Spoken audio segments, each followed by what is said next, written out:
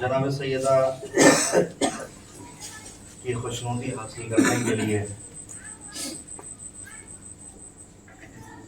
جن مجالس کا سلسلہ چل رہا ہے اس کی آج آخری مجلس، اور ہمیں جناب سیدہ کا پرسہ پیش کرنا ہے۔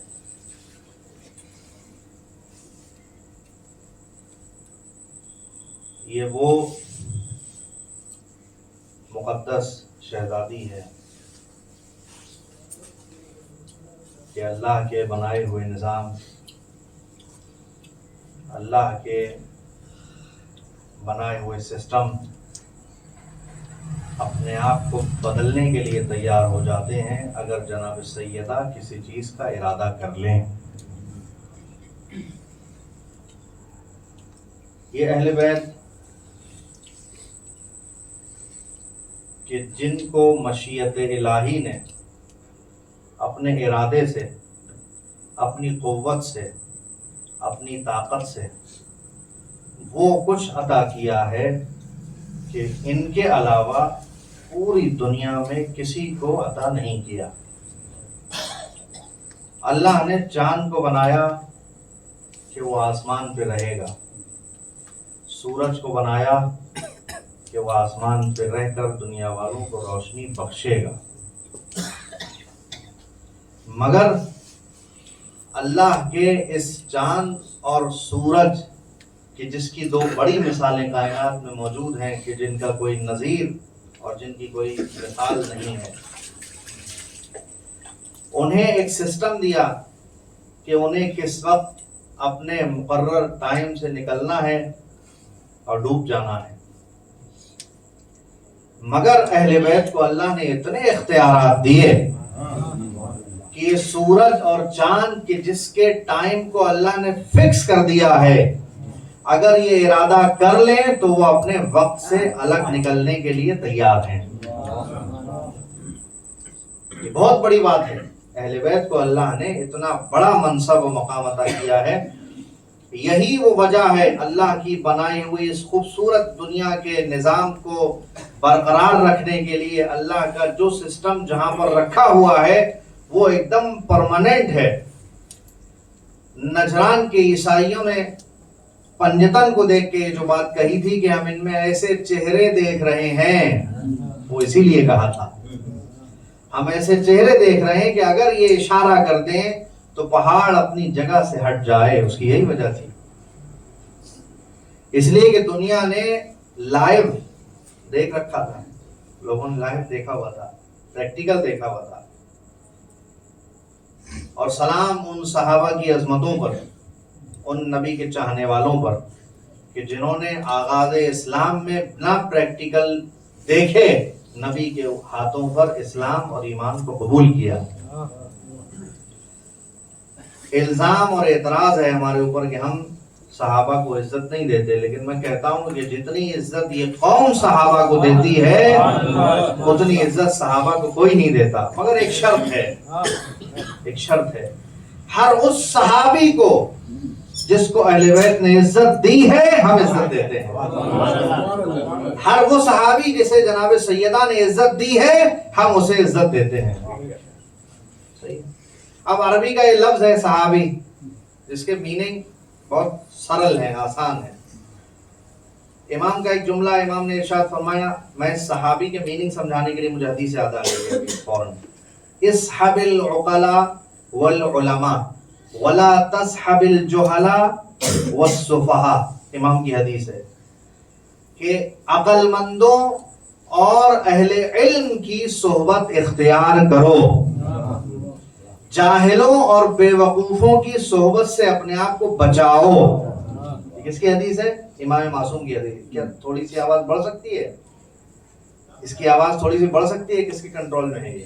ایک صلوات پڑھیے محمد والے محمد۔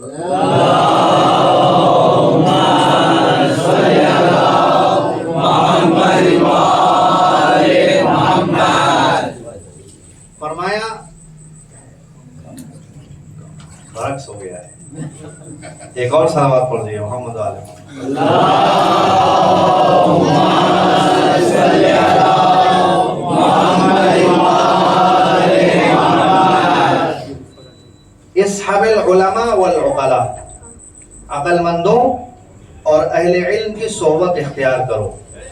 जब भी बैठो, जब भी दोस्ती करो, जब भी गुफ्तगू करो, जब भी हाथ मिलाओ, जब भी किसी के साथ जाओ, जब भी अपना वक्त किसी को दो, तो बस ये दो मेयार सामने रखना, वो या तो अहले अक्ल होना चाहिए या अहले इल्म होना चाहिए। ये मेयार दे दिया हमें, इमाम ने मेयार दे दिया। और कभी भी खबरदार अपना टाइम, अपना वक्त किसी जाहिल को मत देना। अब जाहिल पे एक और हदीस है, इमाम ने फरमाया कि एक आदमी जो बेचारा जाहिल है वो दिन भर इबादत करे और एक अक्लमंद पढ़ा लिखा इंसान सिर्फ सोए, तो इमाम फरमाते हैं कि इस पढ़े लिखे इंसान की नौमुल आलिम अफदल मिन इबादतिल जाहिल। फरमाया कि उसका सोना, जो अहले इल्म है, उसका सोना इस जाहिल की इबादत से बेहतर है। क्या रीजन रहा होगा? क्या रीजन रहा होगा? कुछ मार पड़ती है अक्ल पे, सोचने के लिए कुछ दिमाग चलता है, क्या रहा होगा? एक अक्लमंद इंसान जब भी आप उसके पास बैठेंगे कुछ ना कुछ मिलेगा, दे देगा वो कुछ ना कुछ, कोई इल्म की बात दे देगा, कोई अच्छा मशवरा दे देगा। लेकिन जाहिल देगा तो वो भी देगा तो वो भी, मगर उसका जो असर पड़ेगा आपके ऊपर वो बिल्कुल मनफी होगा, नेगेटिव होगा। अब इमाम ने किस्म बयान की है जाहिल की, बहुत मशहूर, लोगों ने उसको चुराया, इमाम के मौला अली के कौल को चुराया। मैं किसी के घर गया, बड़ा खूबसूरत करके उन्होंने लिखा हुआ था, वहां लिखा था कि नंबर 2 ने फरमाया, और वो हमारे अमीरुल मोमिनीन अली इब्न अबी तालिब अलैहिस्सलाम ने फरमाया है।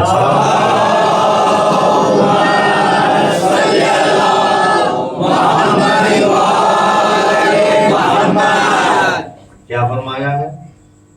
मन यालम व यालम बिअन्नहु यालम, बहुत मशहूर है कौल। मन यालम व यालम बिअन्नहु यालम फहुव आलिमुन फत्तबिऊहु, जो जानता है और ये जानता है कि वो जानता है, वो आलिम है, उसके पीछे चलो। मन यालम व ला यालम बिअन्नहु यालम फहुव गाफिलुन, जो जानता है मगर ये नहीं जानता कि वो जानता है, वो गाफिल है। फनब्बिहू हो, तो उसे जगाओ कि भाई तुम जानते हो। उसके बाद क्या फरमाया? वमन ला यालम व यालम बिअन्नहु ला यालम, और वो तीसरे नंबर पे वो कि जो नहीं जानता मगर ये जानता है कि वो नहीं जानता, फहुव जाहिलुन फअल्लिमूहु, फरमाया फिर वो क्या है? ऐसा इंसान जाहिल है, क्या करो?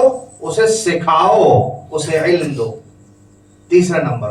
चौथा नंबर, 4 जुमले हैं हदीस के, 4 जुमले। चौथा जुमला ये है, मन ला यालम वला यालम बिअन्नहु ला यालम, बहुत खतरनाक है ये। इमाम ने फरमाया मन ला यालम वला यालम बिअन्नहु ला यालम, जो नहीं जानता और ये भी नहीं जानता, ये गरीब कि वो नहीं जानता है। ये सबसे बड़ी मुश्किल है आज के दौर की। आदमी एक तो जानता नहीं है, ऊपर से उस दुखिया को ये भी नहीं पता है कि वो नहीं जानता है। इमाम ने क्या फरमाया? फहुव अहमक फज्तनिबूहु, इमाम ने फरमाया ऐसा इंसान बेवकूफ है, उससे हमेशा अपने आप को बचाओ। यानी एक आदमी जो फटाफट, कल मैंने कहा था कि बहुत जल्दी नजरिया का, अभी कोई बात यहाँ करके देखिए, माशाल्लाह 10 आदमी नजरिया दे देंगे। नजरिया सबसे पहला उसी का आता है कि जिसको उस फन की महारत सबसे कम होती है। तो ये मुश्किल है। चौथे नंबर पे जो मुश्किल है, बहुत बड़ी मुश्किल है। इमाम ने फरमाया एक तो जानते नहीं हो, ऊपर से ये भी नहीं जानते हो कि हम नहीं जानते। अच्छा, इल्म कब सीखते हैं? कोई चीज अगर मैं यहाँ मुझे कोई बताने लगे तो मैं उससे कब सीखूंगा? पहले मुझे इस चीज की फीलिंग्स आना चाहिए कि ये चीज मुझे नहीं आती है, क्या कह रहा हूं मैं, ये फीलिंग्स आना चाहिए कि ये चीज मुझे नहीं आती है। फिर ये एहसास जागेगा कि ये मुझे नहीं आता है तो मुझे ये सीखना चाहिए। लेकिन जब तक ये एहसास भरा रहेगा कि मुझे सब आता है, आप नहीं सीख सकते। ये कौन कहता है मुझे सब आता है? कौन कहता है? 2 तरह के लोग कहते हैं मुझे सब आता है। कौन कहता है? एक उस्ताद कहते थे कि दर्स में, क्लास में सवाल नहीं करते, आप पूछते नहीं हो। तो बिल्कुल सवाल न करने के 2 मीनिंग हैं, या तो तुम्हें सब आता है या तुम्हें कुछ नहीं आता है। एक सलावत पढ़े मोहम्मद व आले मोहम्मद पर।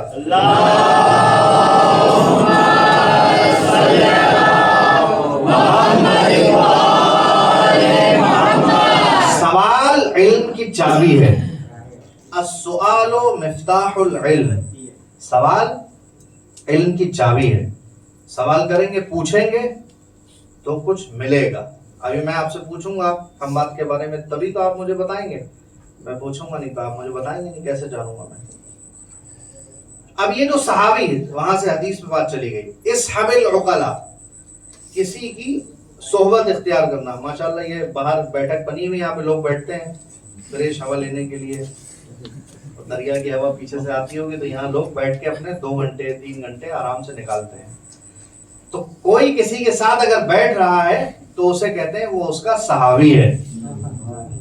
اسے کیا کہتے ہیں؟ اس کا صحابی ہے. کسی کے ساتھ کسی نے اپنا وقت گزارا تو وہ اس کا صحابی ہو گیا. صحبت اختیار کرنا، کسی کے ساتھ ساتھ رہنا. تو اب نبی بیٹھا کرتے تھے، نبی کے ساتھ لوگ آگے بیٹھے، نبی کی بات سنی، مانی یا نہیں مانی وہ الگ بات ہے، مگر سنی، نبی کی بات سنی. نبی کے بزم میں ایک اور بھی فائدہ تھا کہ نبی کو لوگ آ کے گفٹس دیتے تھے، تحفے دیتے تھے، کچھ نہ کچھ مال آتا رہتا تھا. تو ایک سب سے بڑا فائدہ یہ تھا کہ کچھ تو ملتا ہی تھا. ابھی ہمارے ایک دوست آئے 2 دن پہلے، بولے مولانا یہ کمرے میں جائیں گے تو کچھ تو ملے گا ہی رکھا ہوا، کام ہو جائے گا. تو نبی کے بزم میں آیا کرتے تھے تو بولے کچھ تو یہاں سے ملے گا.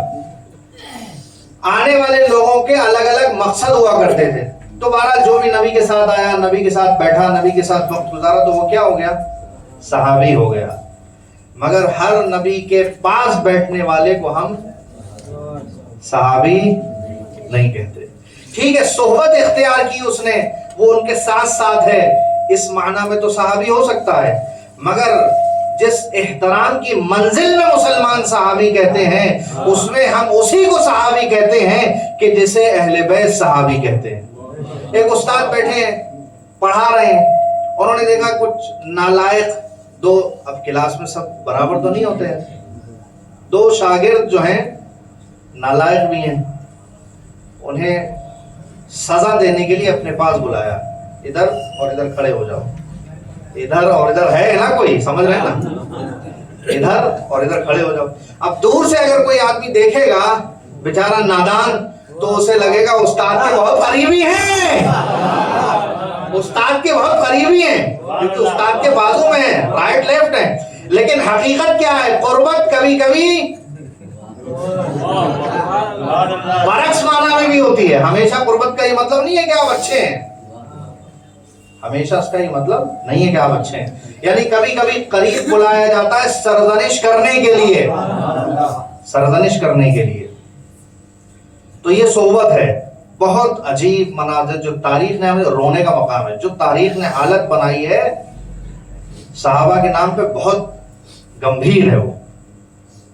میں ہمیشہ ایک بات کہتا ہوں سب سے، ہمارے اہل سنت برادران سے بھی کہتا ہوں کہ مت پڑھو ہماری کتابیں، اپنی ہی کتابیں پڑھو، مگر پڑھو.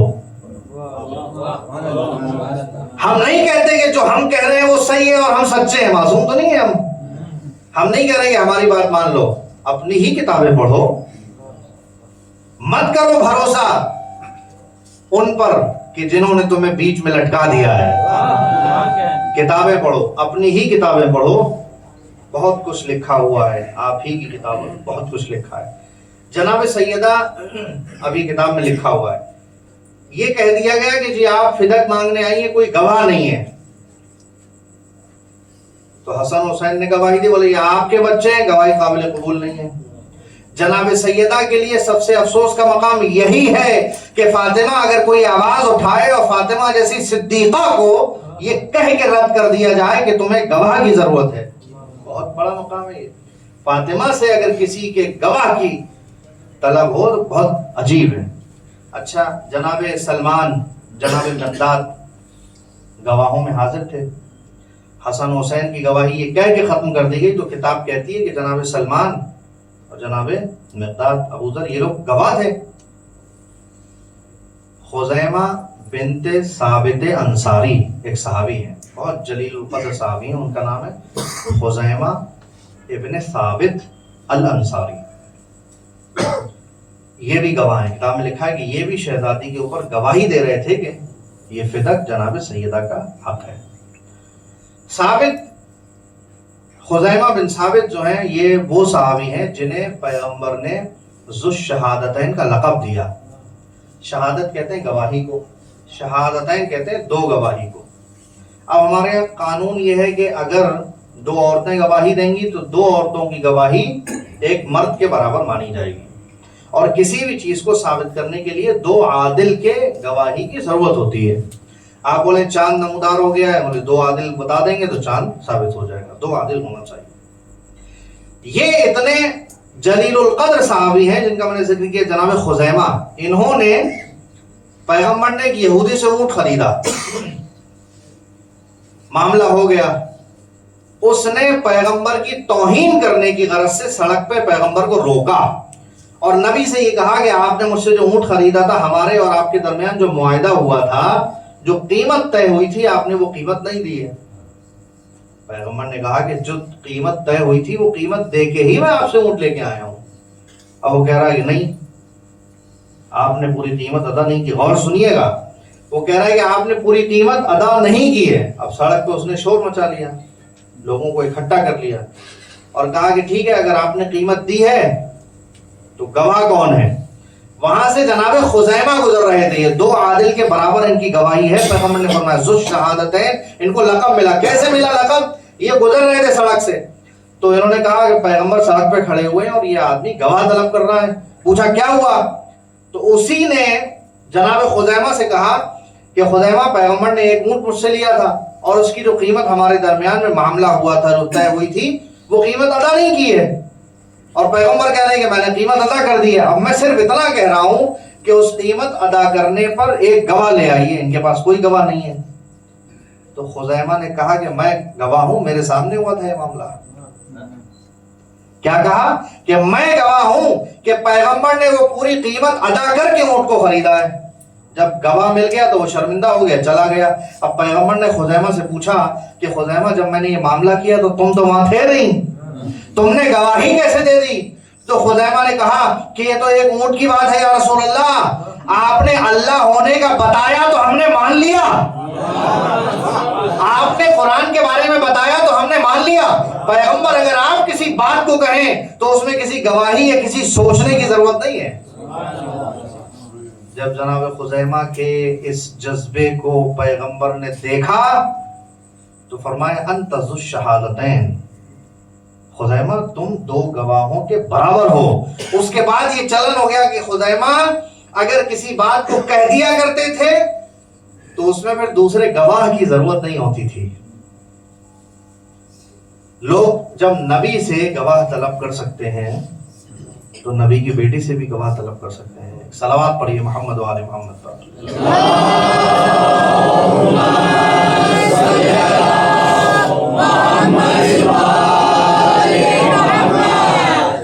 اچھا، اب یہاں پر ایک مسئلہ ہے.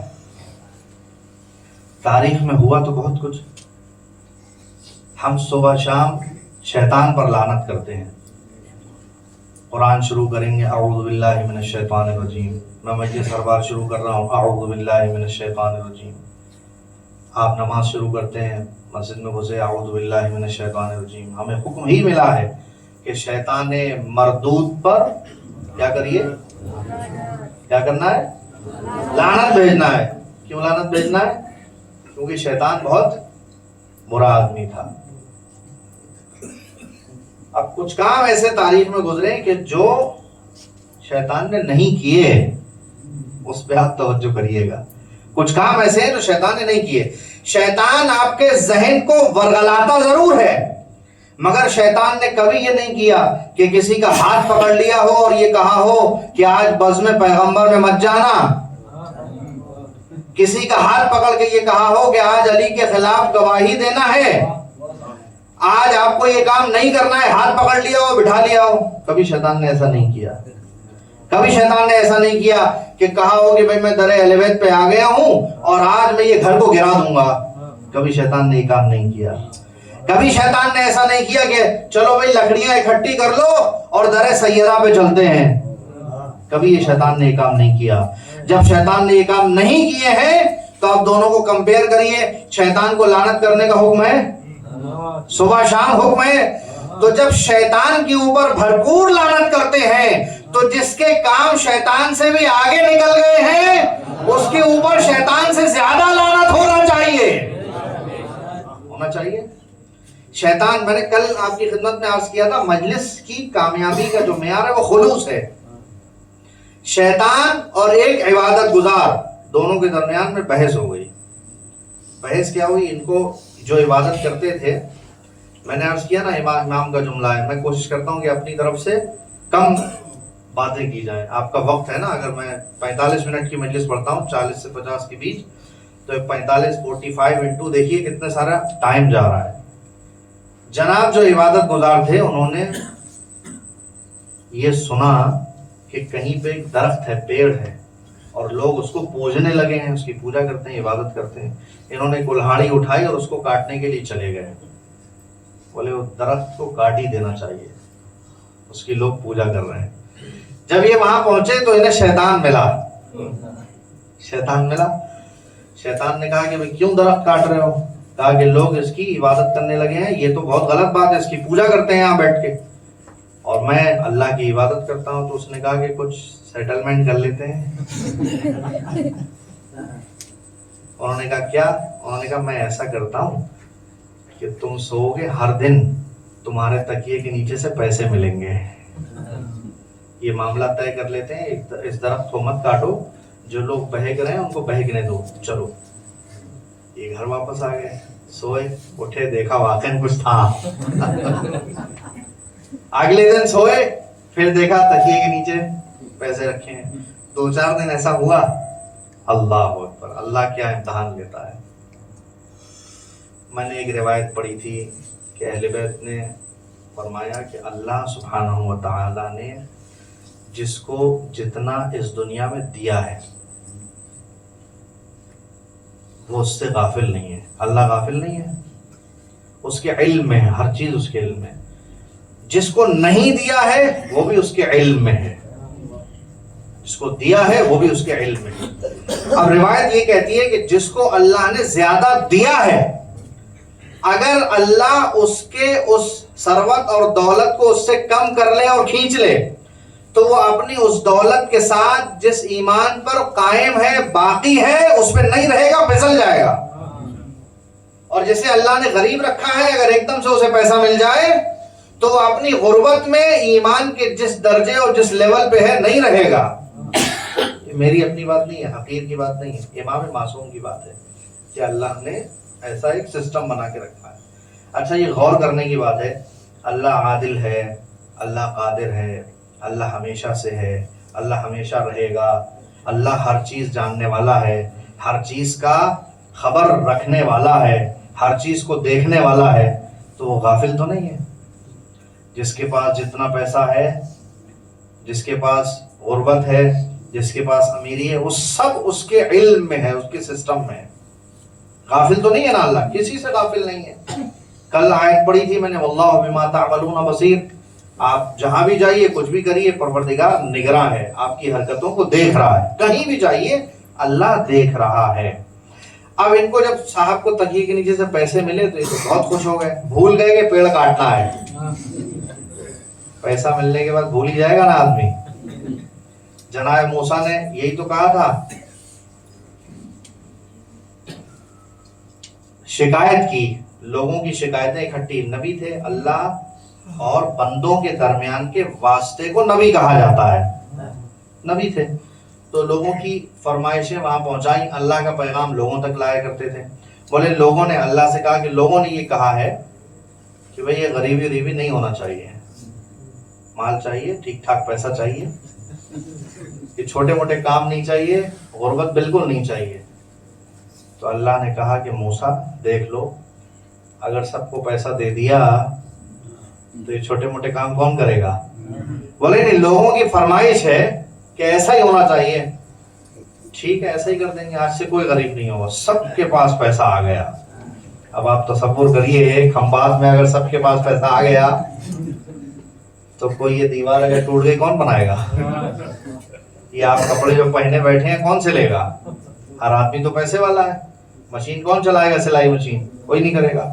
اللہ کے نظام کا اتنا خوبصورت، ایک ایک کہتے ہیں کہ آیات الہی میں غور کرنے کی ضرورت ہے، اللہ کے بنائے ہوئے نظام اور اس کے سسٹم میں غور کرنے کی ضرورت ہے. ہر چیز کے اندر کچھ نہ کچھ رکھا ہے، ہر چیز میں رکھا ہے. اللہ نے غربت رکھی، اللہ نے بیماری رکھی. جناب موسیٰ سے پیغام دیا کہ اگر بیماری اور غربت نہ ہوتی تو ہمیں کوئی یاد نہ کرتا. اللہ کو کون یاد کرتا؟ سب کو پیسہ مل جائے اور من چاہا مل جائے. کسی نے ایک سائنٹسٹ نے، میں نے کل یا آج کسی سے وہاں روم پہ ذکر بھی کیا، ایکسپیریمنٹ کیا، کسی نے تجربہ کیا کہ انسانی زندگی میں اگر ہر قسم کی آسائش دے دی جائے، سب کچھ مل جائے، تو انسان کی لائف بہتر ہوگی یا بدتر ہوگی، اور اچھی ہو جائے گی یا اور خراب ہو جائے گی. اس کا ایک تجربہ ہوا، اس نے لکھا ہے، گوگل پہ آپ کو یہ آرٹیکل مل جائے گا. 32 یا 33 ایئرس اس نے یہ ایکسپیریمنٹ کیا، 32-33 سال اس نے اس پہ ایک اچھا بجٹ خرچ ہوا. تجربہ یہ کیا، اس نے چوہوں کے اوپر اس کو تجربہ کیا.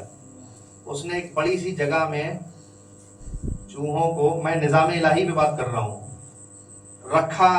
ان کے من پسند کھانے، ان کی من پسند ضرورتیں وہاں رکھی. انہیں کوئی خوف نہیں ہے، انہیں کسی کا ڈر نہیں ہے، انہیں کسی کی ٹینشن نہیں ہے، ان کی زندگی کی آسائش سب وہاں پر رکھ دی. تو دیکھا کہ شروع کے 1 مہینے میں زندگی بہتر ہوئی، بہت بہتر ہوئی. انجوائمنٹ ہو رہا ہے، ادھر سے ادھر بھاگ رہے ہیں. ان کے ساتھ ہر میل کے ساتھ ہر فیمیل کو رکھا، میل فیمیل رکھے. تو شروع کے 1 مہینے زندگی بہت اچھی ہے، نسل آگے بڑھ رہی ہے، چوہے نسل آگے بڑھا رہے ہیں، خوش ہیں. اگلے 2-3 مہینے میں بالکل برعکس ہونے لگا دھیرے دھیرے. جو جہاں ہے وہ وہیں پڑا ہوا ہے، اس میں کوئی حرکت نہیں ہو رہی ہے. جو جہاں ہے وہ وہیں پڑا ہوا ہے، اس میں کوئی حرکت نہیں ہو رہی ہے. آخر میں نتیجہ یہ ہوا کہ ان کی جو لائف تھی اس سے بہت پہلے وہ مر گئے. تو اس نے اس تجربے کے کرنے میں تقریباً 1.5 سے 2 سال لگتا تھا. اس تجربے کو اس نے 16-17 مرتبہ کیا، 32-33 سال مسلسل یہ کیا. آخر میں ایک آرٹیکل لکھا، اس کے اندر اس نے لکھا کہ یہ انسانی زندگی میں ٹینشن، یہ انسانی زندگی میں قرض، یہ انسانی زندگی میں پریشانی، یہ انسانی زندگی میں امیری، یہ انسانی زندگی میں غربت، یہ انسانی زندگی میں بیماری، یہ انسانی زندگی میں موت، یہ انسانی زندگی میں بخار، یہ جتنی بھی ساری 19-20 جو آپ دیکھ رہے ہیں، یہ اللہ کے ایک سسٹم کا حصہ ہے. اس لیے کہ اگر اس انسان کو ساری چیزیں دے دی جائیں، اس کی زندگی بہت کم ہو جائے گی.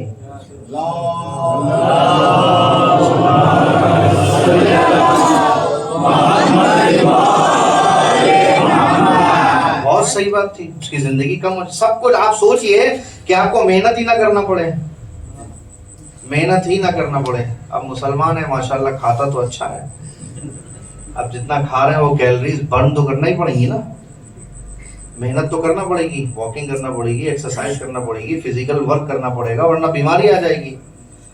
تو اب کیا ہوا، جو بھی اس نے اس جگ میں، اس کائنات میں جو نظام بنا کے رکھا ہے بہت خوبصورت ہے وہ. اسی لیے کہتے ہیں کہ ہر چیز پہ اللہ کی حمد و ثنا کرنا چاہیے. چھٹے امام نے فرمایا کہ ہر صبح و شام 4 مرتبہ الحمدللہ رب العالمین، الحمدللہ رب العالمین، الحمدللہ رب العالمین، الحمدللہ رب العالمین کہنا چاہیے. جس نے صبح میں الحمدللہ رب العالمین 4 مرتبہ کہا تو اس نے رات بھر کی نعمتوں کا شکریہ اللہ کی بارگاہ میں ادا کر دیا. جس نے رات میں 4 مرتبہ کہا اس نے دن بھر کی اپنی ساری نعمتوں کا شکر ادا کر دیا. بڑی خوبصورت بات ہے. اب آئیے پلٹ کے اس کی طرف جو تکیے کے نیچے پیسے تھے، تکیے کے نیچے جو پیسے مل رہے تھے، درخت کاٹے نہیں گئے. جب کچھ وقت گزرا تو پیسے ملنا بند ہو گئے. جب پیسے ملنا بند ہوئے، اچھا اس سے پہلے وہاں ایک جملہ لکھا ہے کہ جب یہ درخت کاٹنے پہلے گئے تھے تو شیطان میں اور ان میں دونوں میں کشتی ہوئی تھی. تو انہوں نے شیطان کو زیر کر دیا اور یہ اس کے اوپر بیٹھ گئے. تو پھر یہ دونوں کے درمیان میں معاہدہ ہوا تھا، ورنہ شیطان ایسے کہاں معاہدہ کر لے گا. جب آدمی زیر ہو جاتا ہے تبھی معاہدہ کرتا ہے. نجران کے عیسائی زیر ہو گئے تھے تبھی پیغمبر سے معاہدہ کیا تھا، ہم تمہیں ٹیکس دیں گے، مسلمانی حکومت میں ہم رہیں گے، ٹیکس دیتے رہیں گے، کوئی بات نہیں ہے، معاہدہ ہو گیا. اب یہ شیطان کو جب اس نے زیر کر دیا، معاہدہ ہوا پیسے ملیں گے، ایک دن آیا پیسے ملنا بند ہو گئے. جب پیسے ملنا بند ہو گئے تو اب اس نے پھر سے کلہاڑی اٹھائی اور پھر گیا وہاں درخت کاٹنے کے لیے. اب جب یہ درخت کاٹنے کے لیے گیا تو پھر شیطان ملا، پھر دونوں میں کشتی ہوئی. اب شیطان زبر ہو گیا، انہیں زہر کر دیا، ان کے اوپر چڑھ کے بیٹھ گیا، کہا کہ نہیں درخت نہیں کاٹنے دوں گا. تو اس نے سوال کیا کہ میں تو اللہ کا عبادت گزار بندہ ہوں. بات کہاں سے شروع ہوئی تھی؟ کہاں سے بات شروع ہوئی تھی؟ خلوص سے بات شروع ہوئی تھی. کل کی بات سے جوڑ رہا ہوں، خلوص سے شروع ہوئی تھی. تو اس نے کہا کہ میں تو اللہ کا عبادت گزار بندہ ہوں، آج تم زبر ہو گئے، مجھے زہر کر دیا، یہ کیوں ہوا؟ کہا کہ اس سے پہلے جو تو آیا تھا وہ خلوص کی خاطر آیا تھا، تیرا خلوص تجھے یہاں لایا تھا، مگر آج تجھے تیرا خلوص یہاں نہیں لایا. تکیے کے نیچے پیسے بند ہو گئے تو یہاں آیا ہے. ایک صلوات پڑھے محمد و آل محمد پر.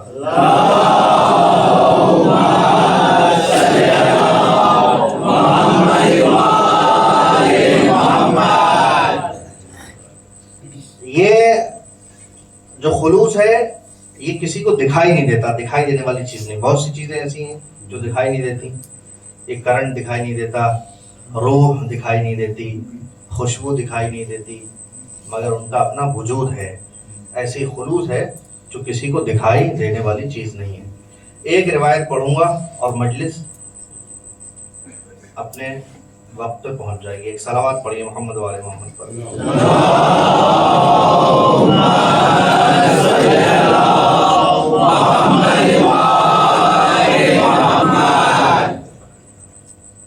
جناب سیدہ فاطمہ زہرا کا ایک اللہ نے ایک مقام رکھا ہے.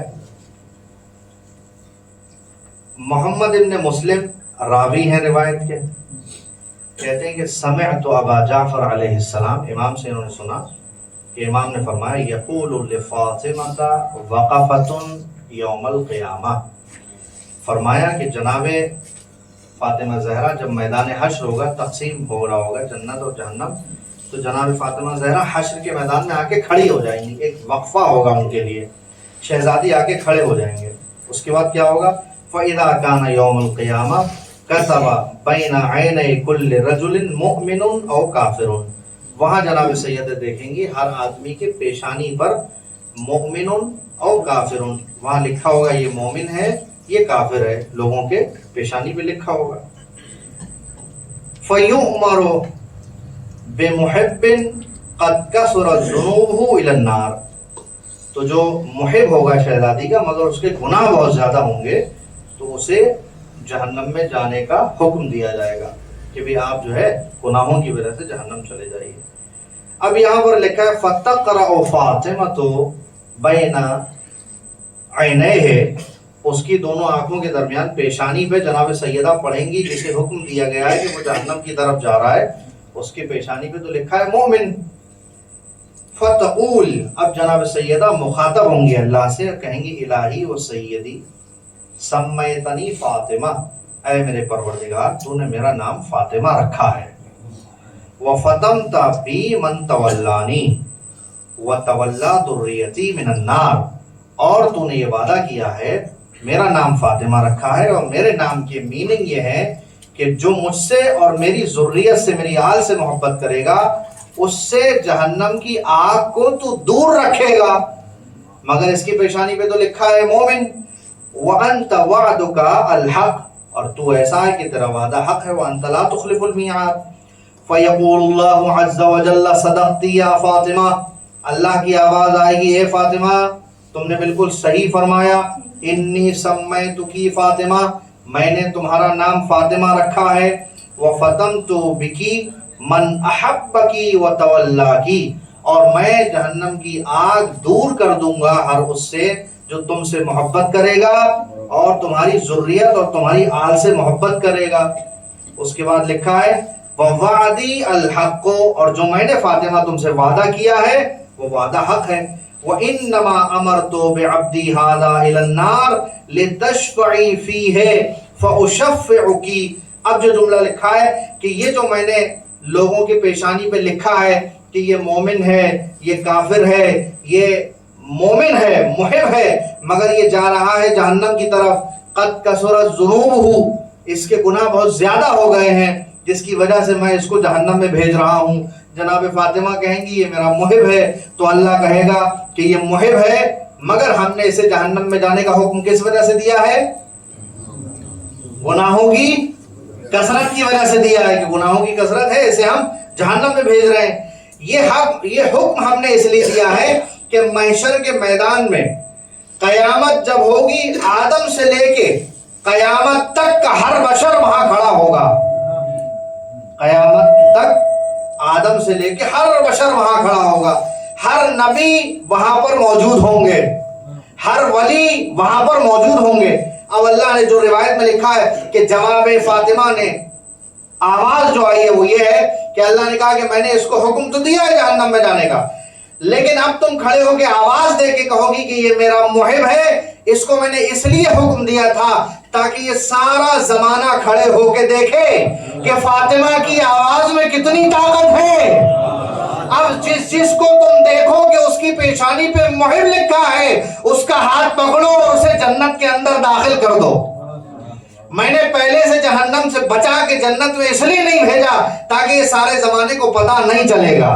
आज सारा महशर मौजूद है, जिसको मैंने पैदा किया सब यहाँ हश्र के मैदान पे खड़े हैं। सबके सामने फातिमा तुम जिसकी पेशानी पे देख रही हो कि वो मुहिब है, उसका हाथ पकड़ो और उसे अपने हाथ से जन्नत में दाखिल कर दो। इमाम का एक जुमला और बात खत्म हो रही है। इमाम ने फरमाया कि हमने और हमारी जद्दा फातिमा ने अपने चाहने वालों से जन्नत का वादा किया है, जन्नत जरूर मिलेगी, मगर जन्नत से पहले का कौन सा मरहला है उसको क्या बोलते हैं?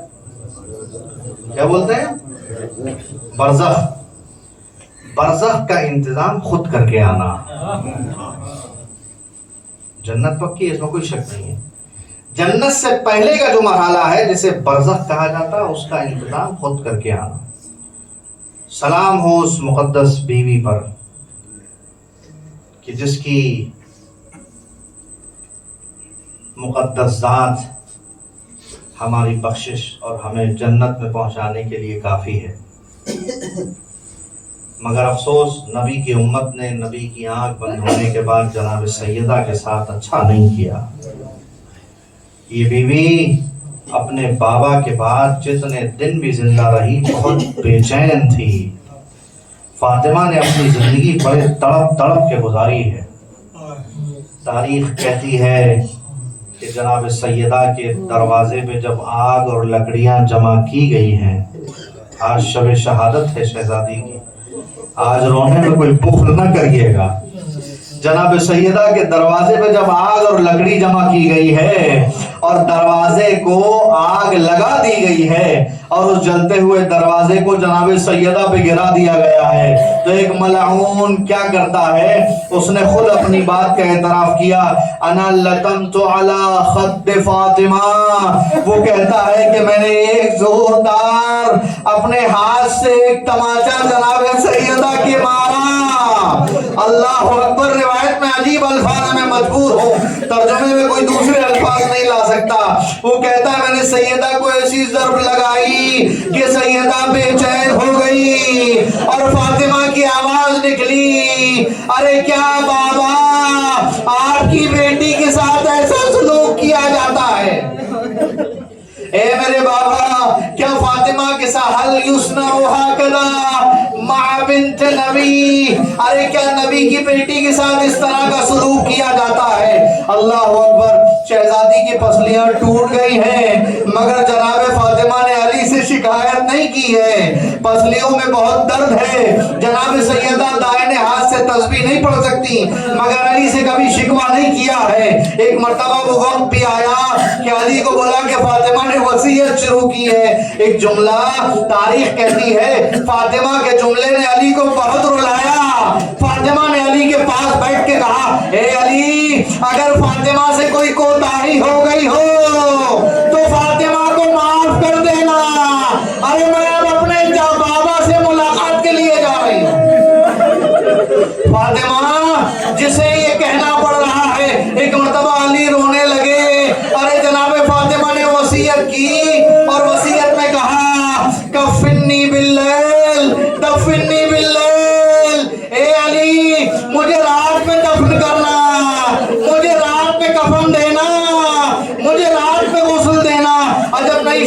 समझ रही हो कि अरे मेरी टूटी हुई पसलियां शायद रात में अली को दिखाई न देगी, मगर रिवायत में लिखा है कि जब अली फातिमा को गुस्ल देने लगे तो अली ने फातिमा का वो मंजर देखा।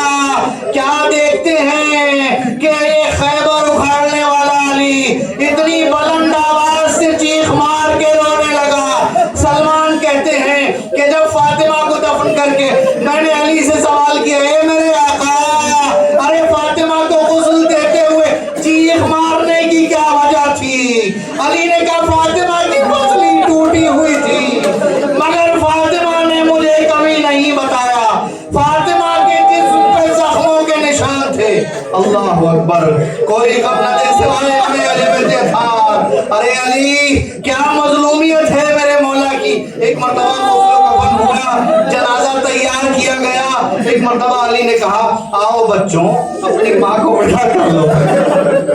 उम्मे कुलसूम, ज़ैनब, हसन, हुसैन अपनी माँ को विदा कर लो। एक मर्तबा बच्चे आए, अपनी माँ को विदा करते हैं, लेकिन क्या देखा कि हुसैन ना आए। एक मर्तबा आवाज दी, हुसैन, अरे अपनी अम्मा को विदा नहीं करोगे? हुसैन ने आवाज दे के कहा, अरे अम्मा खुद बुलाएंगी तो हुसैन विदा करने आएगा। बंदे कफन टूटे, फातिमा ने आवाज दी, मेरे लाल हुसैन, आओ माँ को विदा कर लो। एक मर्तबा जनाजा उठा, रात की तारीकी, चंद लोग जनाजे में शामिल हुए। जनाजा लेके अली कब्र तक पहुंचे। अरे जनाजे को कब्र में उतारा, आवाज दी, अस्सलामु अलैका या रसूल अल्लाह, हाज़िही इब्नतुक, अरे अल्लाह के रसूल आप पर सलाम, ये आपकी बेटी आपके हवाले है। क़द कुसिरा ज़िलुहा व क़ुतिला वलदुहा, ए अल्लाह के रसूल, अरे ये आपकी वो बेटी है जिसकी पसलियां तोड़ दी गई, जिसके बेटे को शहीद कर दिया गया। वक़द ग़ुसिबत हक़्क़ुहा, और ये फातिमा जिसका हक ग़स्ब कर दिया गया। आज से फातिमा आपके हवाले है, आपकी अमानत। इन्ना लिल्लाहि व इन्ना इलैहि राजिऊन। क़ज़ाइहि व तस्लीमन लिअम्रिहि।